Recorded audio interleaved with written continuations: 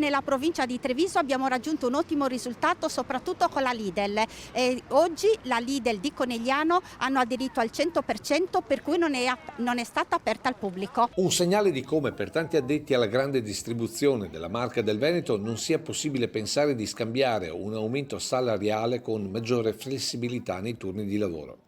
Per questo, in un sabato di superlavoro, in tanti sono rimasti fuori dai loro supermercati con bandiere e striscioni, come a Treviso davanti al panorama delle Stiore. Dopo 51 mesi dalla scadenza del primo e ultimo contratto nazionale di lavoro della distribuzione moderna organizzata, Federdistribuzione ha deciso di lasciare i lavoratori e le lavoratrici senza rinnovo e senza contratto nazionale.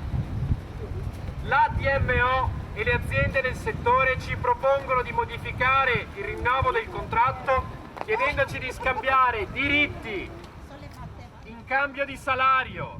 Per noi è assolutamente inaccettabile peggiorare le condizioni di lavoro in cambio di aumenti salariali che pensiamo che debbano essere già stati riconosciuti dalle aziende del settore. Noi diciamo che è stata una rottura del tavolo assolutamente strumentale, in quanto gli altri contratti di comparto con Confcommercio, Confesercenti e Coop, che è stato firmato l'altra sera, non hanno trovato ostacoli, quindi dopo un periodo di trattativa abbiamo portato a conclusione di questi contratti. Accordi conclusi dopo mesi di mobilitazioni. Grazie anche alla mobilitazione dei lavoratori e delle lavoratrici del 22 dicembre scorso, importanti aumenti salariali con un aumento di 240 euro lordi mensili nel triennio. Ma quello che impensierisce soprattutto le lavoratrici è la flessibilità d'orario, uno dei principali motivi per i quali la mobilitazione sindacale proseguirà ad oltranza. Sono tante le donne che lavorano all'interno di questo settore e c'è la necessità di rivedere anche attraverso la contrattazione di secondo livello la possibilità